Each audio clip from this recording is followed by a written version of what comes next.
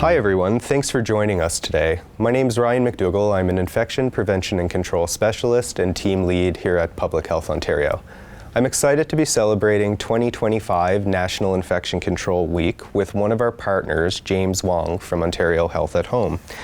Today we're going to be talking about our collaboration to strengthen IPAC in home and community care.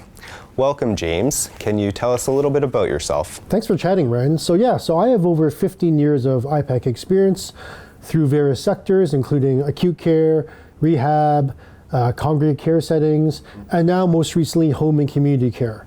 My background is a medical laboratory technologist in the microbiology lab, and that's what really helped pique my interest in IPAC.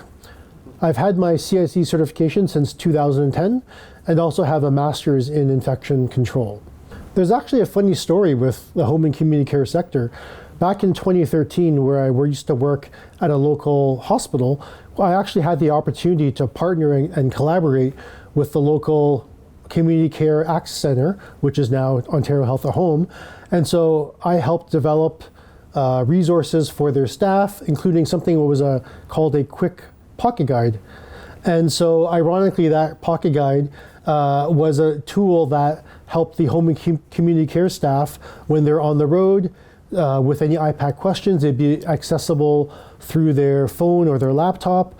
And so as we know now, that has now sort of evolved to become the home and community care manual. Beyond Ontario Health at Home, I also like to think that I'm helping shape the minds of the future for IPAC.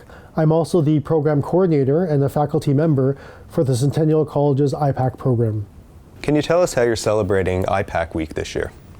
That's a great question, Ryan. So, like every year, we always try to highlight IPAC initiatives or news to our staff.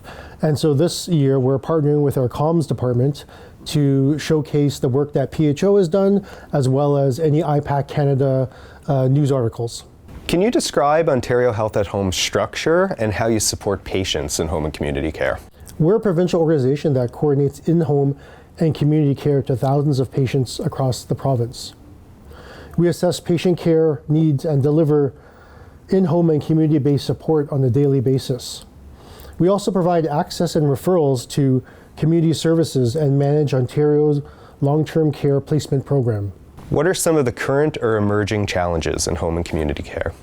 So home and community care is vastly different than other sectors in healthcare. So when we think about a hospital setting, we have patient rooms that are standardized, we have in-hospital cleaning, we have dedicated staff. And so in a home care setting, we don't have any of that. And so our community-based coordinators have to really think about their risk and their challenges because they are going to be different. And so doing something like a point of care risk assessment at multiple times during their patient visit is a really important perspective and aspect that they need to do. So I want to ask you, why is a strong IPAC program vital in home and community care? Great question, Ryan. So when we look at what's happening and what we expect to happen in the future, there's going to be more and more care provided in the home setting. And so if we take a step back and think about 2002, when the first SARS outbreak came to Ontario, a lot of the resources for IPAC, whether it's building teams, having IPAC programs, were dedicated to acute care. And so then when you sort of fast forward to the COVID-19 pandemic, a lot of the resources then were sort of shifted to congregate care settings, such as long-term care and retirement homes, because they already had a very strong IPAC program in the hospital setting. And so when we, again, thinking about the future, with more and more care being provided at home, we really need to focus on strengthening and building resources in the home and community care sector to be able to provide safe care to our patients and to keep our staff protected as well. How did the partnership with Ontario Health at Home and PHO begin, and how has it evolved over time? So our organization has gone through a lot of change in the past few years to become Ontario Health at Home. In the past, we've partnered with PHO on many local initiatives. So if you think back to my initial discussion about the IPAC Pocket Guide, that Pocket Guide was based on the Provincial Infectious Disease Advisory Committee's routine practices and additional precautions document. And so taking that and putting that into a pocket guide so it's easily accessible for our staff on the go was something that was really important in our initiative. And now as we look forward, PHO has released the updated home and community care manual. Can you tell us how you develop your policies and procedures and how PHO resources may support you to do that? The partnership grew during the COVID-19 pandemic when we helped create the IPAC Extenders program. So the IPAC Extenders program was a program where we had our staff, our Ontario Health at Home staff, go into congregate care settings and perform IPAC risk assessments using PHO's risk assessment tools and helping support those homes during the COVID-19 pandemic. How does PHO support your IPAC program, and have you used any of our resources in training, protocol development, anything like that? Yeah, so our policies and procedures are based off of many of the PIDAC or PHO documents that I spoke about earlier. So the routine practices and additional precautions document. We know we also have utilized the respiratory transmission document when we talk about our acute infectious disease patient screening form. That's a form that our staff complete prior to their home visit. And so that helps determine their level of risk. And so we've used PHO documents to help inform us of creating that document. When we look at our orientation, we have utilized PHO's donning and doffing videos, as well as their hand hygiene, the soap and water, and ABHR videos. What IPAC training do you provide, and can you give me a couple of examples of how you support staff? Yeah, so upon orientation, our staff get IPAC orientation training, and so that's delivered again with the foundation of PHO and PIDAC documents, whether that again is routine practices or additional precautions, or your point of care risk assessment. Those key concepts are built into our education and our training.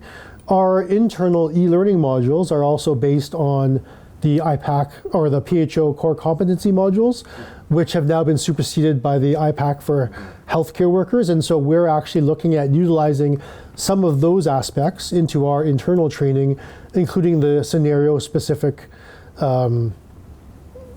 modules that you have with the IPAC for healthcare workers. How does your program stay current with IPAC best practices? Do you have a system to update regularly? Yeah, so we're really thankful of the partnership we have with PHO. And so on our provincial IPAC committee, PHO has members sitting there and they will update us on any new initiatives or new documents that PHO has created. And so we were really lucky to be able to also have input in the creation of the home and community care documents. I know that was released in January of this year, and it's been a great resource for our staff, obviously working in home and community care. And so we really like to lean on PHO because of that great partnership. And so even during our provincial IPAC committee meetings, there's a lot of dialogue back and forth with what is upcoming or what we're planning on doing and how PHO can support us in that aspect. And so even when you think about respiratory season that's coming up, we use on Public Health Ontario's respiratory virus tool to help inform us of masking choices, for instance, for our staff. What's next for Ontario Health at Home's IPAC program? Where do you see yourself headed?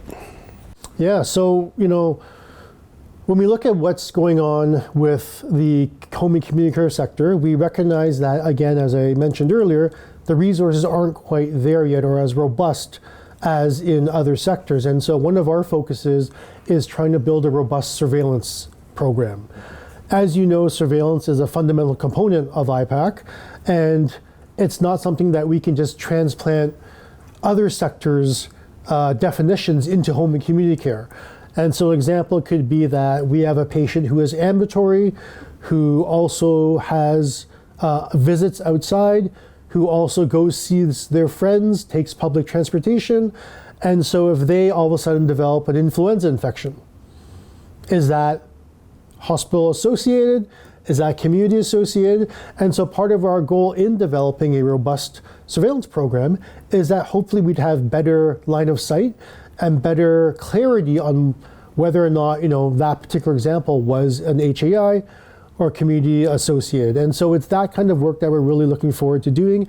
And again, hopefully that will help inform us to share our data with Public Health Ontario. Thanks for joining us today, James. Really appreciate the time and the information that you shared.